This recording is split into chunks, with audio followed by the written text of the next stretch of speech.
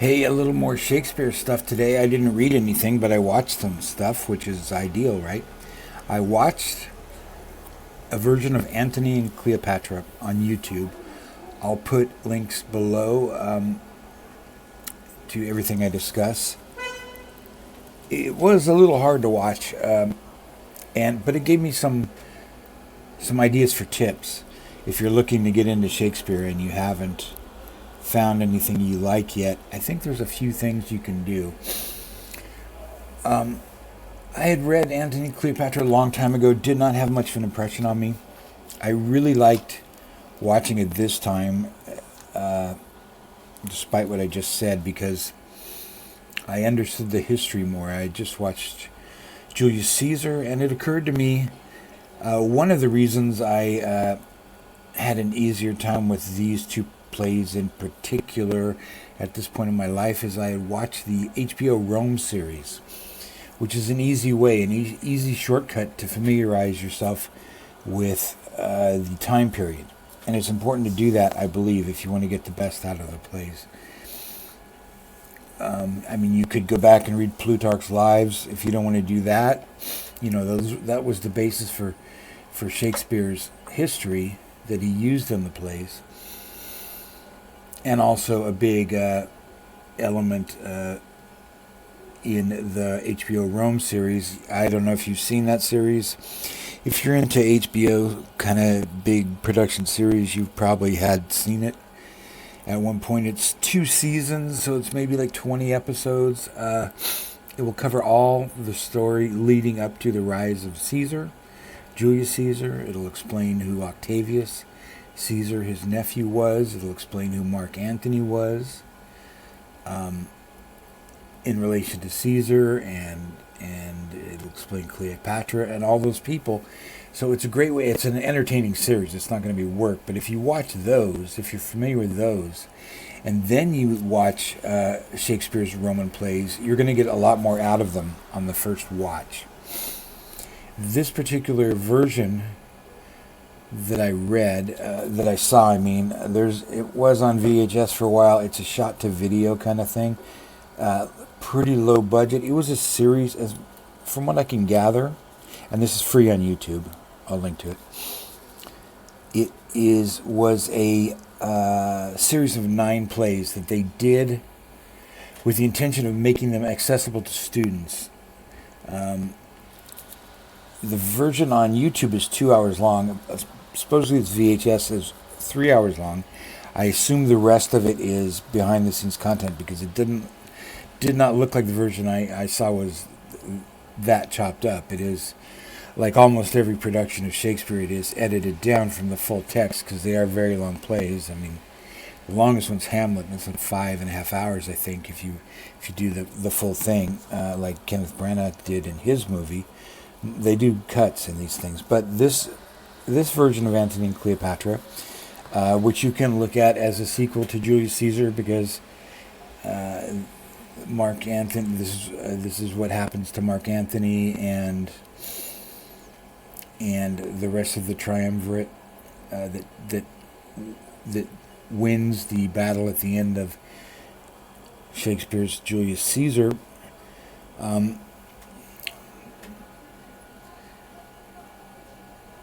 So I was looking for something to watch, and it just came up on my feed, and I picked this one. It has interesting cast, which could kind of bring you in too if it's people you're familiar with. It was Timothy Dalton as Mark Antony, and people like him. To me, he's not that great, Shakes, but people really like him for some reason. And he's okay in this. Lynn Redgrave of the famous Redgrave family, who was on TV a lot in the 80s in America, plays Cleopatra. Then John Carradine is in it as a soothsayer guy in a couple scenes. The great John Carradine, at the end of his life, very, very old in this. And 2 Star Trek actors, Walter Koenig and Nichelle Nichols, are both in this. and they're pretty decent. They have major parts. Walter Koenig sounds a little under rehearsed actually, but I don't know what kind of time frame they did this on.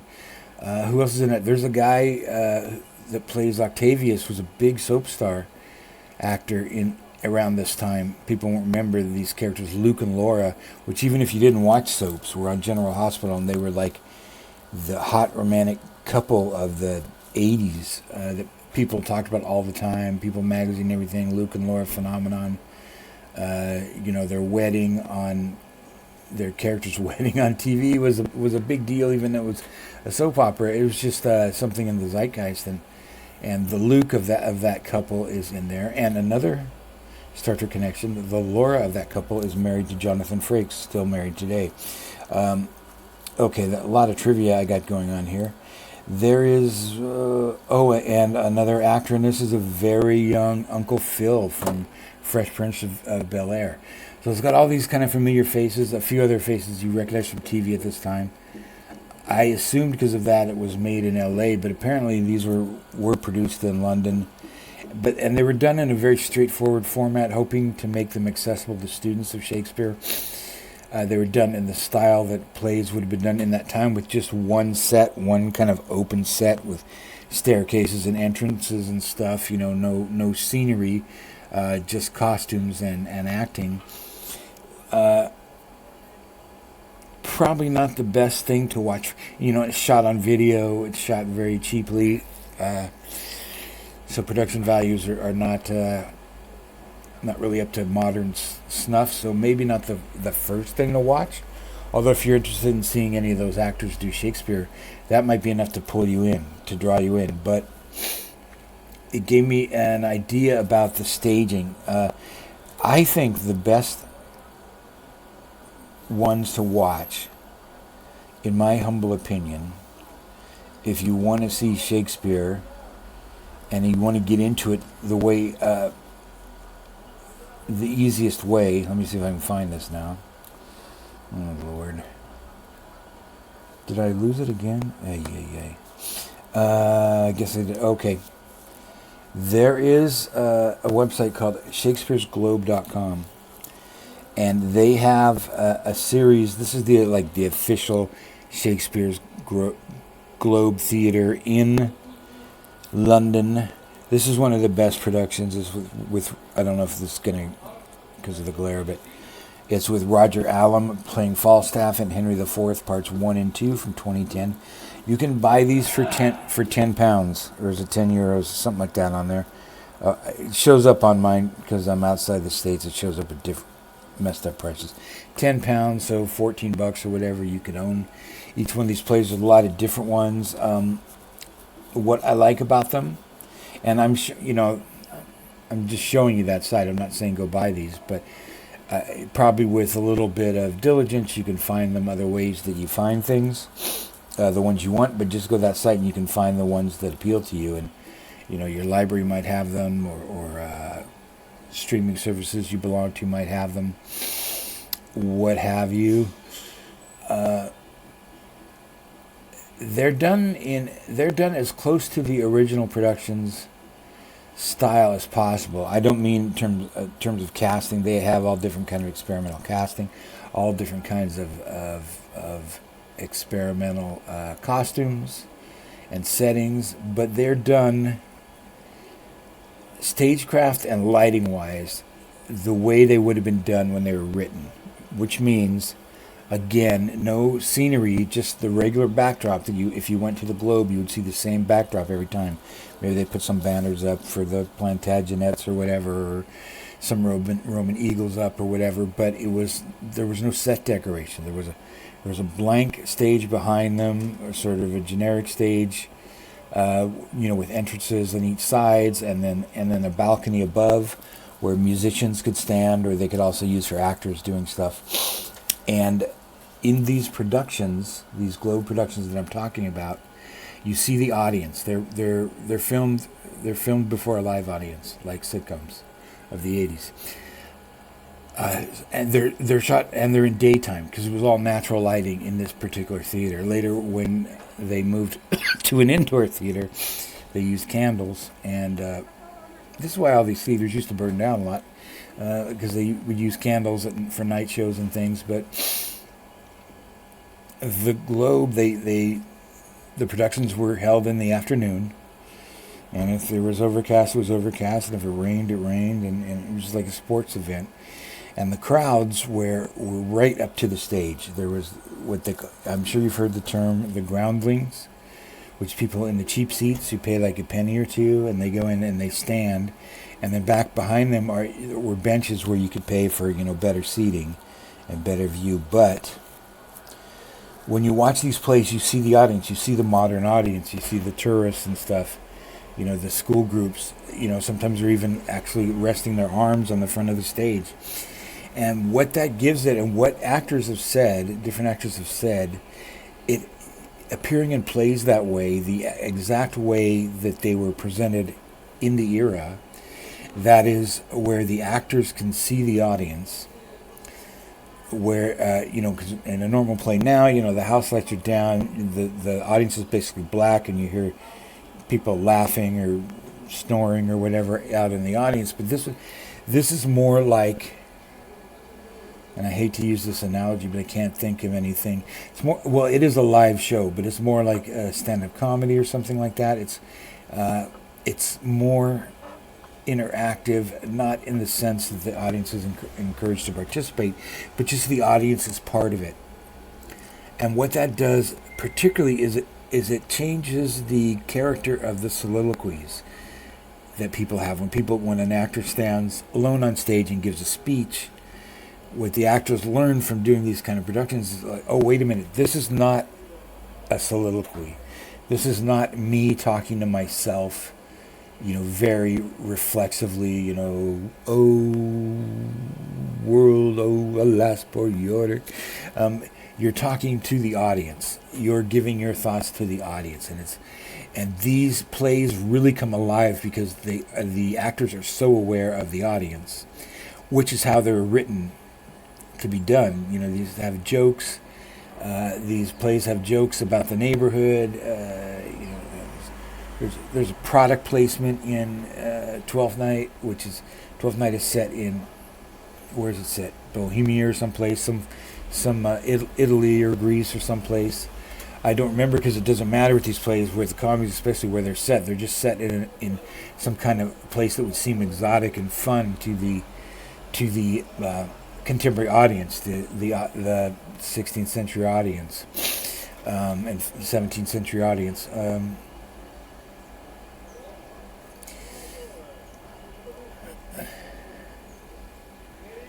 So that's the main thing. You realize these plays are supposed to be fun. The fights are supposed to be cool and interesting. The humorous parts are meant to be funny and clownish. It's popular entertainment. I was going to say that in I believe it's in Twelfth Night, there's a character, he's going to split off with another character, and he goes, I'm going to be at this tavern, and he names the tavern and says, it's, everybody says it's the best tavern in the city. Well, that was the same name as the tavern in the neighborhood of the Globe in Cheapside, where they would, where the actors would hang out. And so, putting that in there, that little product placement probably got them some free drinks, and and would get an in-laugh from the crowd because they would know that pub. That's the kind of thing that comes alive in Shakespeare when you see it portrayed as it was meant to be, rather than these sort of dour people in leotards in the dark, looking up into the heavens, and raging. So I think those are really good to start with. And again, the history plays, Henry IV, V, VI, you can read about the period of history very easily. Just go to Wikipedia or something, read about these different eras of history, or you can read about the plays too. There's plenty of stuff available. I wouldn't go too deep into criticism, the critical, the stacks and stacks of literature, because a lot of that is could be wrong-headed, but read just like the basic facts of whatever period of history or whatever fairy tale or whatever previous story Shakespeare was using as his basis, because almost everything Shakespeare wrote was based either on actual events in history or on older Greek comedies, or older even modern plays. Just like any Hollywood adaptation would be done today. This was the method. These were meant to entertain people. It's a money making operation, a very successful one. They weren't making great literature on the fly. They were trying to make entertaining stories on the fly, which is why they survive today, I believe. So, and another one you can watch, there's that whole series of BBC dramas, all 35, 36, whatever it is, plays from the BBC in the 70s, which are very low budget productions, some with some big actors, like Derek Jacobi as Hamlet, and in that one it's got Patrick Stewart plays Hamlet's uncle, and later stepfather, I guess. And Julie Christie's in that one. Or, no, Claire Bloom's in that one. I don't know. But that one's really good. But a lot of them are, a bit clunky. They're very low budget. They're mostly shot on sound stages. They're shot on video. Those aren't, even though these later ones that I just recommended, these Globe Theater ones, are also shot on, I think they're shot on better quality video, and the sound is better, just higher production values, although they are photographic and play, except for the version, if I can find it, I'll link to this too, the version of Twelfth Night from the BBC plays, from that BBC Shakespeare in the 70s complete series.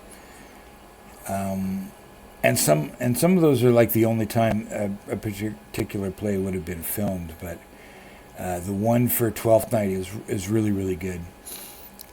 And that's just, I think, and this could be biased because this is the first Shakespeare play I read, was Twelfth Night. Outside of school, we read a couple in school, and we read Hamlet in school, in fact, but reading it on your own is more fun.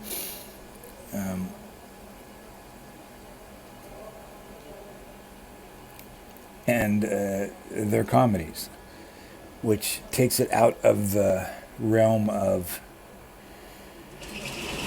homework. And once you take it out of the realm of homework and you get a couple of the plays down that you really like and enjoy, maybe try a couple different versions, then you can go on to the other ones and they won't feel like homework. Whereas just telling someone to read Hamlet or Macbeth or Romeo and Juliet just feels like homework. Seems like it's going to be hard, serious stuff, which it is not. None of it is. I mean, there's some of this high drama, but there's none of it that is meant to educate you. That was definitely not what Shakespeare and his business partners at the Globe Theater were about. They were not trying to edify you. They weren't trying to improve you in any way, the way somebody would if they were writing a treatise on astronomy or something. But yeah, that's how Shakespeare gets lumped in with people. So whatever ones I can think of off the cuff that I can find to link to, I mentioned a couple before, but I'll do it again for people who didn't watch my my intro video. The Ralph Fiennes Coriolanus is really good. The modern dress ones in film work pretty good, because you can get away with that in film, and it seems a little silly at first that they're talking in this high register in a film where they're modern dress, but I really think that's the way to do it, rather than trying to be historically accurate, because people in this time did not have the sense of historical accuracy. You know, Shakespeare didn't. The other playwrights didn't. They just set it in an exotic time and place. You know, people weren't coming in with their preconceptions of. Would be very few people who could get to Italy or to Greece or any place to kind of fact check the scene setting, and so it's very lightly done. It's it's all fantasy kingdoms set on stage in England. There's Elsinore. It's not situated the way Elsinore is situated in real life, for example, and so that kind of stuff you just have to put aside. Realize that they didn't have they didn't have Wikipedia, they didn't have IMDb to check on other versions to see this other guy's version of Hamlet had these people in it and that kind of thing. So just take it as light entertainment, no matter how heavy the script is. Just the way you take any movie, no matter how heavy the subject is, as entertainment. Any kind of I don't know, whatever kind of movie that has really high stakes, where they're all fighting for the end of the world, but it's still a movie because the Fantastic Four are in it or whoever. You're not going to take it deadly serious. Oh no, this is a story about how the world might be in if a giant planet-eating being comes to eat us. You would not do it in that. You would not approach it in that. So approach it the way you do light entertainment is my advice. Anthony and Cleopatra, I really enjoyed it this time as a work which I had not done before. And again, I think that's because since I'd read that last, I had watched the Rome TV series, which gave me a pretty decent background on the era. And of course, if you're a lover of history and all that, you don't need to do, if you're a lover of Roman history and that kind of thing, you don't need that kind of background to watch Shakespeare's Roman plays, but it'll help. So do a little research in terms of the historical antecedents to whatever Shakespeare play you decide to watch. Don't read every scholarly essay on them. That's a bit silly. But just give yourself a little historical background. I think that will help a lot. And then maybe check out some of the suggestions I'm putting in the description. Okay, that's it for this one. Talk to you later.